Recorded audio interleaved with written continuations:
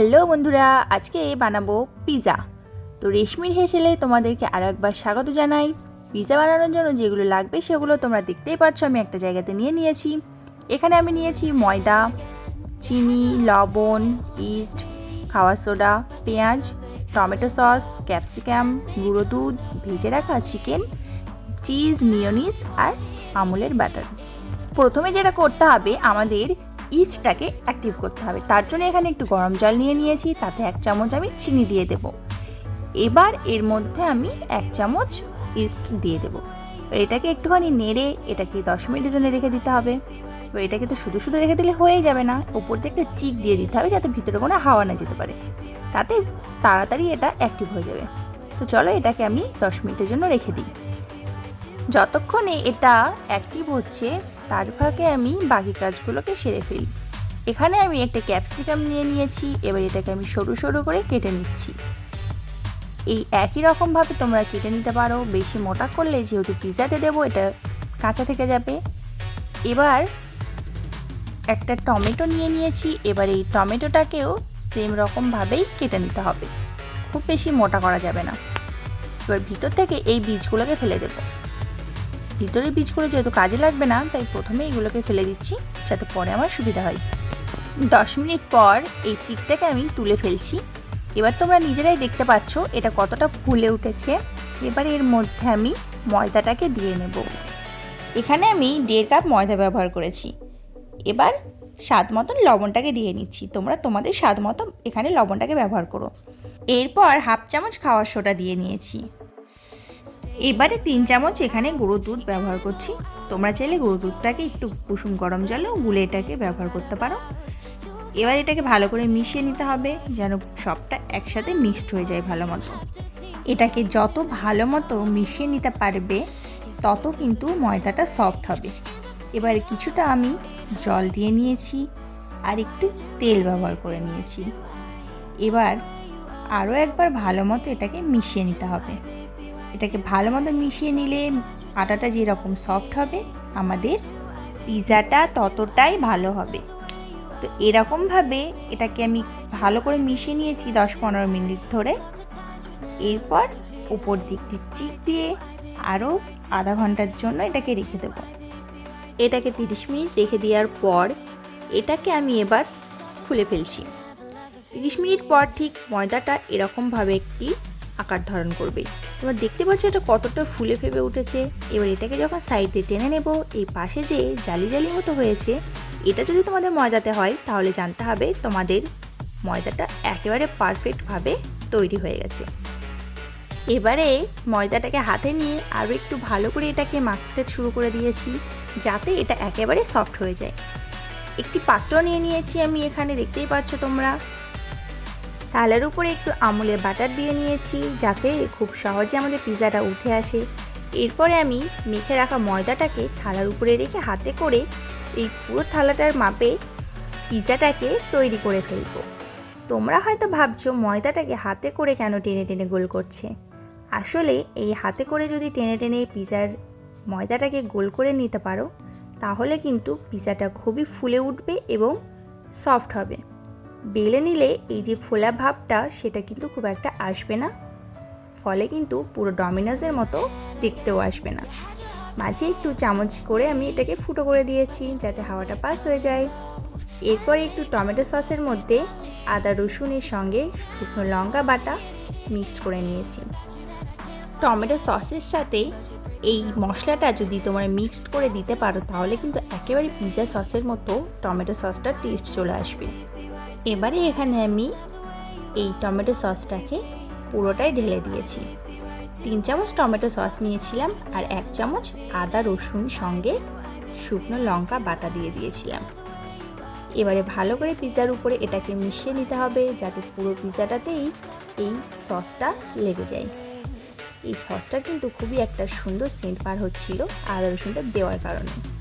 যাই হোক, এবারে আমি উপরে মিয়োনিজ দিয়ে নেব।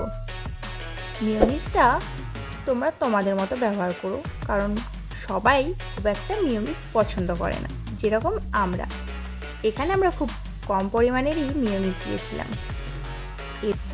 আরও একবার ভালো করে মিয়োনিজটাকে পিৎজাটার উপরে মাখিয়ে দিচ্ছি যাতে সব জায়গায় সমানভাবে লেগে যায়।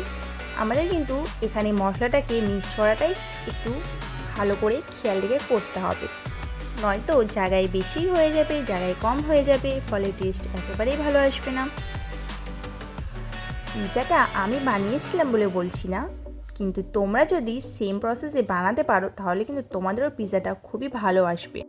এবারে কেটে রাখা পেঁয়াজটাকে আমি পিৎজাটার উপরে সাজিয়ে নিচ্ছি। তোমরা তোমাদের মন মতো এটাকে সাজাতে পারো। আসলে ডেকোরেশনটা নিজের মন মতোই হয়, যতই সবাই ভিডিও দেখুক, কিন্তু সাজানোর সময় নিজের মন থেকেই সে সাজিয়ে নেয়। এখানে আমি আমার মনের মতো করে সাজিয়ে নিয়েছি। পেঁয়াজটা দেওয়ার পর আমি কেটে রাখা ক্যাপসিকামের টুকরোগুলোকেও দিয়ে নিচ্ছি। এখানে আমি সবগুলোকেই সরু সরু করে কেটেছিলাম, খুব বেশি মোটা করিনি, কারণ এটা খুব বেশি তো সিদ্ধ হতে পারবে না, তার জন্য। এবারে উপর দিয়ে আমি চিকেনগুলোকে দিয়ে দিচ্ছি। আরেকটা কথা তোমাদেরকে বলে রাখি, এখানে চিকেনটাকে আমি আদা, রসুন, লঙ্কা, লবণ, হলুদ এই কটা জিনিস দিয়ে মাখিয়ে 10 মিনিট রেখে দেওয়ার পর এটাকে তেলে ভেজে নিয়েছিলাম।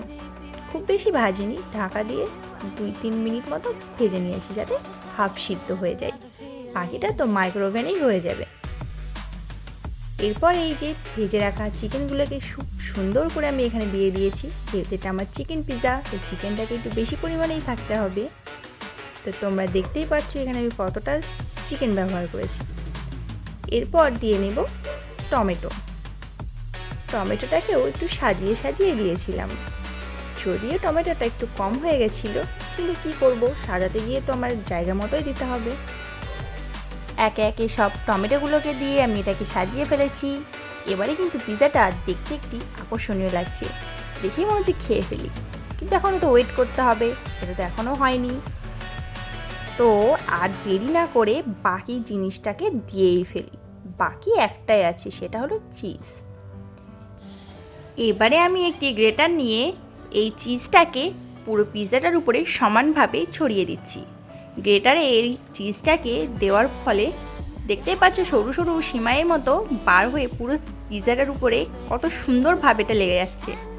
এখানে কিন্তু কম বেশি হওয়ার কোনো চান্সই নেই। আর একটা কথা, তোমরা যেরকম চিজ পছন্দ করো তোমরা কিন্তু সেরকমভাবে চিজটার পরিমাণটা দিতে পারো। এখানে আমরা খুব বেশি চিজ ব্যবহার করিনি, যেহেতু আমার হাজব্যান্ড বেশি চিজ পছন্দ করে না, তাই আমি বেশি চিজ ব্যবহার করিনি। একই রকমভাবে কিন্তু ভেজ পিৎজাটাও তৈরি করা যায়, চাইলে তোমরা সেটাও বানাতে পারো চিকেনের জায়গায় ভেজটা দিয়ে। এবারে আমি এটাকে মাইক্রোওভেনে দিয়ে নেব। পিৎজাটাকে তো তৈরি হতে হবে, তাই না? এত সুন্দর করে বানিয়ে তৈরি না করলে কী করে হবে। এবারে আমি মাইক্রোওভেনের হিটটা কিন্তু 170 ডিগ্রিতে রেখেছিলাম এবং এখানে আমি 40 মিনিট এটাকে তৈরি হওয়ার জন্য রেখে দিয়েছিলাম।